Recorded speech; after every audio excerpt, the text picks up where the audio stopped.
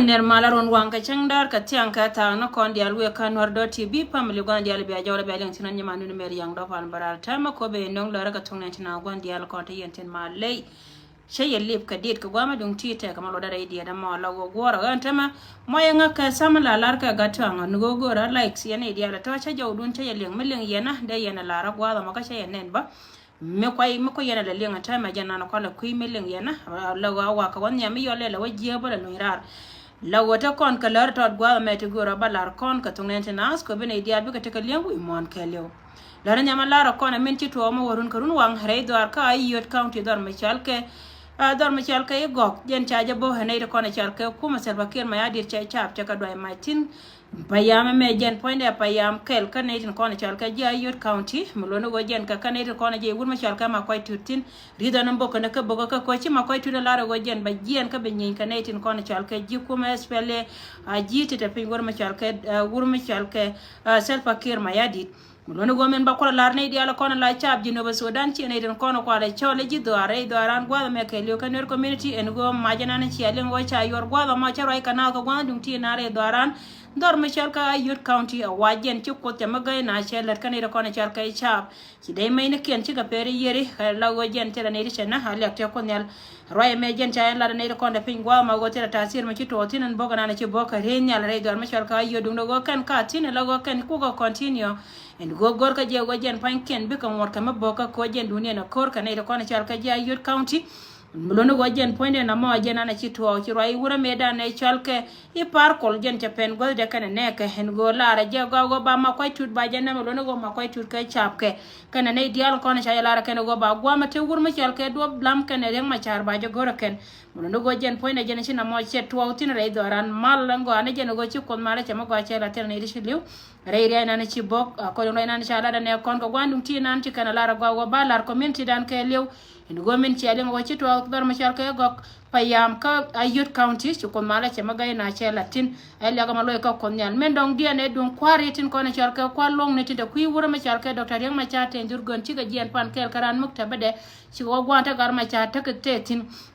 mono go jen pankien ci ga chopa ci ga wajja ka gar ma char menana cha la da kentela rami ci lar ne di altin ko na ta gwa ma ka tele ma ba gorba ba latin dung do go roye nana cha je e go cha gwandi cha wajja mala ken ka gwandi ba ngode la go roye nana cha wotti ne je ka kuy ko wajen tere ci ye gwanan te tin mede je moy ka dolwal roye ci lar ne ko na chal ka ko lo ne tin kula je ko ide tin la chal ke lo ya ci mamni la go ci lar ka go gan tele ngam gora ne wo roye cha la do kuma salba kir ma yadi go bu te ka lukka ma da ko na ke jenen liya ba ka jenen gora la go ci lo de cha te da long cha warga na dial te konte cha kamrara ne ko na chal ke kuma salba kir ma yadi ku ko bi ga te ka lukka wurma chal ke docteur yama char yen ko no medi la long ka jo ne tin ko na kwa le cholo kwa lo ne te ko na chuo kude en go la ra ja go akwa ngal pe ne ja chile jani jen mun go jen no ja ko no medi la long mi chi ka wona ka nere ye yen community noore ke le chi community South Sudan ke le sorry here community South Sudan ke le ne dial kon la South Sudanese tin kon un dier ka kuide gwana na te tin la ra je gon go jen malle mun go jen point ra mo jen na cha wala da ne tin kon chi wo ko de ka cha waje na mal gwana ja tin chi ko we ni doctor yang ma cha ten che ka min chi le go jen ta ka ka chon ka ne wur ma cha ka pot kan chol ka ku ko jen ta ka look Raya mo bango de still na kaja ken go na teka tin warang na ken te dial te kon te cha kan go cha la ro cha ka tan ka ken chicken na no na ka kel te le me loko tin rai me chia ke go na no go tin dial kon cha gar pen ka kom kare we ka sa ran range pen ni won ka kui mala jen point de bene dial kon na kaja ken obo te Lucas South Sudan bi ko continue ka lok dial man jen ba chen no na ma kel bi ate ka link tin ne tin kon dial ka ko las ban dial go yi mo me chit ti chi ka to ka ja ko cha te re tin te le problem ka dial ko le go mi chia ke go na jen ko le ka jena na kwa la yana je ka jen go bara me mishin ne tin ko ne chal ka kuma selba ker ma yadi charo wed wai ka rodi na gor ka je ka no bo to ka look a che look me dan jen ka ne gor me cha ne ka cha ka na ka 2013 ka cha jo dore we ka ne gor de o to ka look ne dia la kono kwa chori ko chamwa chene kono go kana da ken chang cha do lo de nong la do ka je che la lo ja goro na mal je na kulo ka jare ka jen gwa de dan ko wa me be de be ba ni ra ka ku ko goro mal tame kan ti she kan ti me cha ka nong nya cha na ka ker ba la ye ne dia la kono lingwa na tenan ka dier ko wajen ponde gi nguna ma ga tuogo jen cha gwa ka je long ka gwa ba ka ne dia la kono chal ka ineke raya mo je na ba la ya kan nyam tinu go ne te kono chal ka kwa lo na te chu kel ka je pan raya mo cha wono ra kan ka cha la kan wa gwandi ja tin mal ponde rami dier go na te tin bisho te ngai go jen ponde te la mo gwandi go na te tin mal ponde raya ndong dia na ba nyoka lar kon ku security ga de men dier ka kon ba kon ne kono chal ka jiwe monta ko kien che ka sansa usulenis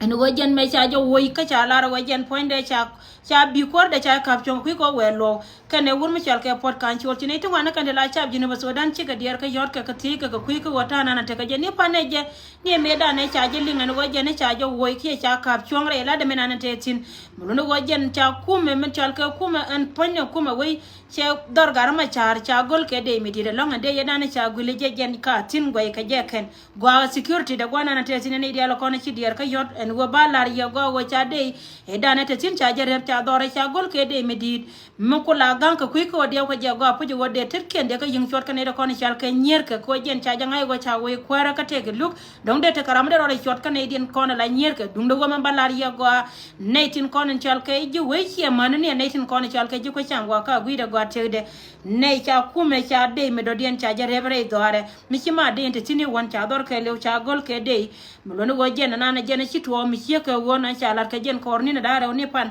amani ti an ka war ni ka tina ne ti chi ka ne te to ti chi to ne de won kon la te tini won ka cha dore cha ja gol ke de go na na te tin ka chora diar ka ku ka mi chi ka wona royen dong de nan cha nyo ka malar ka cha jino ba Sudan diar te la 64 twice tre we ka South Sudan chi ka diar lon ka chi kan kwar lo ni South Sudan chi kan jo chi adum bora ma moy na ka bor che la ne dial kon la gad gor chi wadel gora gotin ngai ka kwena kan ka ngai ka mi ne gora ka tung ne timbor no go kan pan ken chi ka barar ka chi ka poye lon ka war ga cha gor Dr. Yang Machar chi tin dial kon cha gor je go je ne ba wa ka kor ka wa kan ka ti moy ka moy ka na ka bor ka ne dial kon char ka ji chi ka dan chi ka ne dial kon chi weekend chi ka chop tin chi we ka le ne pana man ne walle te ne dial tu ngana kan ta ka rai ka wo jo ka kuma selba ker ma ya dir ko chi na moy ka bor ne me chi gen to da ka chi gen de nang ne wor mi chal ka Dr. Yang Machar ka kot ka wotin dial kon chi gor pan ken kan cha ro den ling mu no won ne tin kon ngai ka ngo ka ne chi ma ne tin galat kon won na kare ka degree ne ko ka ne mi ne ken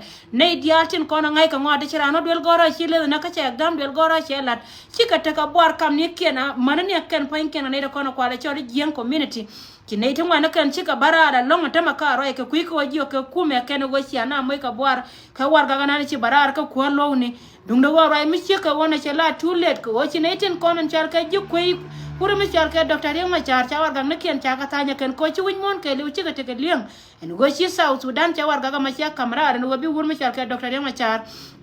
kena jiko arabika taka ko dung do wachi community dien pilanatin ko kena kono kwa ka support da ken cha jala wacha decision mi je cha meg mala do mbora ka kenetin kono kwa la chole jiko isel pakir mayadi no mo no ene roda ni pane jamendo dien na mano me chera kan tame yene in kontre we ka South Sudan en go lat ka je ken go je ne do mbora ko wajen point cha war gam mi nyon me chima kentin kono de lat tit nyol ka je go kon ngot na pinya la wo we chera ka mo de pin chera mate ka runang diokre chuba a chima runang wande konta na tagatin no wachi ne de kono ngai ka gwara ken chi ka poi ka cha decision cha ne cha mega 18 kon la ji klatri tin kono kap ka no we ken ka kui ka wa ken cha na cha kon nang ka wa cha beran cha chunga ken roye me gente benete makane de kono cha ka 64 twice rate war ka South Sudan kan dia la wachen cha la dombora ka ken cha kwar we cha ja bela ken plan ne de kono kwa decision kwa ja mega ken ka kui ka wajen point lar ka je go wotin kono cha gora ken chi tanken barar ka lar ka je wote ke kel me cha bayran mala do 1991 mulono wajen point lar ka je ne ko chal ka jambor de nyoko marga je sintiti ka ken kon lar karodian tama ka madian karodian dung do wachi jaw che benen go gor ka je tama wajen point ne ko dien bala kon mo bila minenier ka 19 kon dial ngai kon dial gon wajin mishiran chi por ka me doyi je banga cheng doyi ni chieng mi che doy bang la poju gwana na chimment loido che to tama ka woken point ken chiken goro go beton go de rana de lo nyakane loy katana gor ka chi ma go ken ka kana kula bena titira la ken tinete ko ken tin kono kwa ne melo da kele kwa la ngai ken pan ken chika po cha roya ma cha lara kana ko na char ka ji do ara no hie ne ko na char ka ji South Sudan ti bwar cha ben ka ken na me du mbora kati ko na cha gor gwa mo ken pan ken na manan yan ko lo ne ba cha ja bele go cha de wara jam bete kon bakalat gwa ma kan ne tin kono kwa la chola la len ka ngwa ken chie ne ko na kula advisor na ken kan kana kon len mo no go jena na men ta ma cha la bwar ka dum go ken pan ken ci chodi andu re moda anta metela do me bi luinga karare ka menante ka tin ko mo ko wo luinga karara ba gorne to ka charare juwe mondial poike ko wode jom motini didi ka kwa wo gore ja ba waje na ba malat ke la decision dien kwa yo mega ken ngode te ka nyei me jodien mi chala jodien juwe mondial dum no wa ku won kon dial te gui ko waje bana ko gui na malat ke ken titi ken ko no gore balarie ka kuy ka tindi alko la raido arka South Sudan en gon tame kan di al panki en take log ki jawche ben kan ida kon chal ke refugees kam ne di altin kon tane kon takatin sekre de me chaja lar netin kon chal ke ji jas ne gem ni en gon boda nana ko tore do arka ka kuma refugee kam te wur me chal ke bon melte ka tetin roi ke kuma me chal ke kuma UN wa ba kon ba ja taw ko kuy ko be gatin kon tare wi ka South Sudan te langani tin kon tare wi mo bol kan bi ka jere wi roi me chaja lar go jen chaja tanya ke man ja metaka ka kuma refugee kam kada ne tin kono kwale chole ne wura me chal kay bol mel tin kono njel ka kuy ko gor ka jede gata kono taka kam ka kuma refugee kam de ka jende ka waka South Sudan me chima gan wara ka roden kan gaden yalla kon ko jen gore je go bete ke de ni tin wante gore go jen panken be kan nan ala go ken be ka wane ka ko wura me chal kay bol mel no ngate no Ugandis anta me Ugandis ke de ne ka roden ngai je go je South Sudan te mata radian ko je lo goro go wade yo ko de ka yu ray me chaja la re sekre da wo ka jende yalla go be ngai go men ti to ka kuma refugee ka me jana la lar ka ye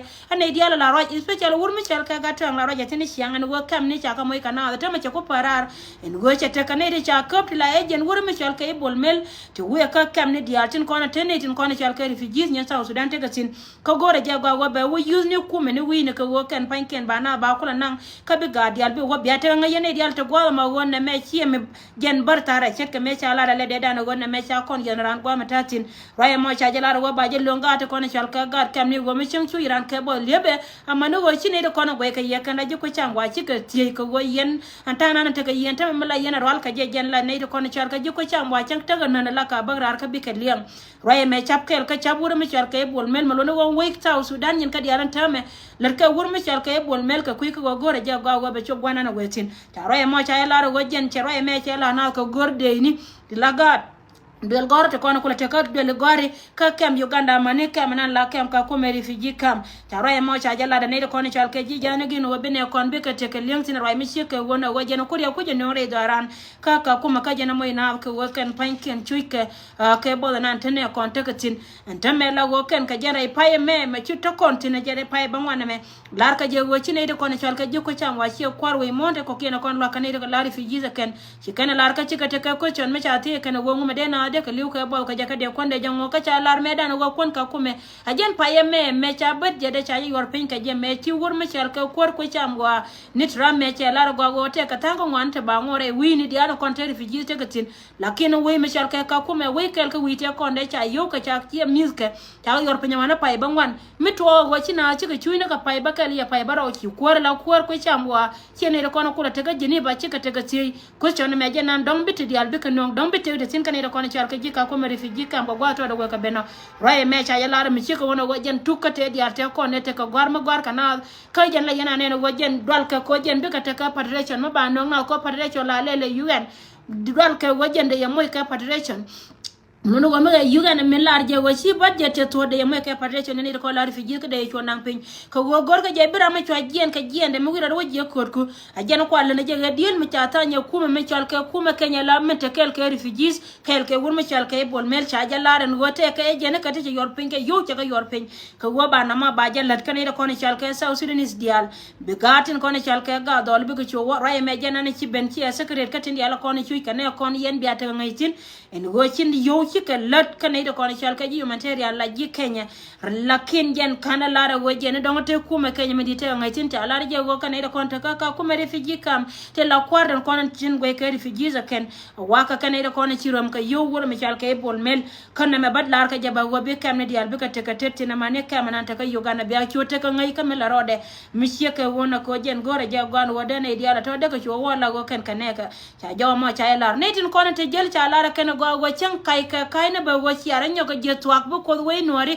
be twak dun be nyoko mena je cheka twak ne me dana chi wo ko korin mechina jaka wakan panken cha sheliu ko wajen poinde nagana and wala chika bogre do armishal ka yoda kana gwadun kona jel na ikashine du jel mulone go mo wakan chi admin gor na shelen ngode che jene bene gan ko gore weche te wan ka len wor mishal ka ma kwaitut kana ne ka tinyin ti da kona chi kairar gon jala kona chi ka kairar tin agente ka bogri ay nan dum do kan cha lar ye yendi alantin ko tin ta ka jube ne selba kir ma yadi wona kan war wewnu ko ko nag yene ko ni chal ka cha abdoar wandi ala ko tana te gatin akane te logo lunjaw cha jal lara ken go ken panken bi continue go ala ko te gatin ajaw ma we ka yandi ala go biate ngai tin go jen poinde ramisi du jel wana te tin te lunjaw be lunjaw cha lara go jen poinde ba nek she min te dimane no ba lat ba yin lare we la dimi wa gor ka je go jen ba nan na wa to ka kanedi di archene to titi ka ken ko na bendo ka jenu kede don ti de ma ka gore ja go an go ngona ka metane jena ka ne di ala ko no ko panik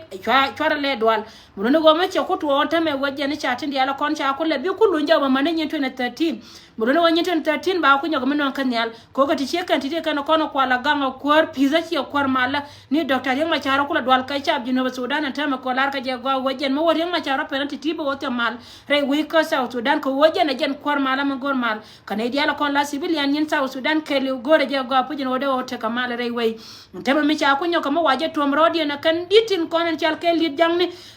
wuro mi chal ke tel bakir ma yadi mi cha ko tom rodi na go ken te melar ke ken tora pande gene diala kon gwani diala kon cha goro ba nang tin mananga je wujja gwaga ne kol ko kwa je gare duel ba go ba ne kol ko kwa nyoka mananga je ne ka as long as a court ane dial we ka court kwa na woti na court ko won court South Sudan kwa la gang ne nyin ke ane to kon chal ka gad we ka kui ko go ken pan ken cha je goro be we be te ka rwal titi ale che ke ken titi ma wona waka ko te ka ti la chung te bo jo tin ka ken diala ti jana no kwa la goro tame en go ba pa choro ken ba ka wan nyam dong batwo go ba pa charo gon nyam en go jen bar la dere wi ga la do mala ba ka yo ka ken sha ka lo ga pa charo ji ko ren martin ne me betwo ka gwa me be na ka ken ko ne nyon ko ro dere we ka chine dia chi ga bararan go jen cha ka bel dung do go be alien me charan bele long la ken na wa nga bre do le ken na kana da ken ka go liu dal na ka lia jena nen yena bayanta na da ko ken kon chi ata ke len ti ken ko na ben nong yen wale baro da ko gararan tam yena dia la ko no go yena piska yen dia go ta yen tin millen yena na me ka gwa ga me cha kan ba la go ken le ngode still ba barar ka gwaju tino go eje tama lawa wanya ne konte gui ajen wolling yene milono wajen point ajana na banonga misheka wona ngonda kamela gore no .tv ka ku aje polo ka yene diala kon la yelo ria no reba ka yen pri go bi ayat ramete ka telephone no .tv be ne yo telephone dung do go chara tila kaine chara ka no lan tila to titi kan kon banonga piko yendi ala nyama no numer yang dopal pro ko garar bala jakata no konte go te we ka bento yang do no .tv aywa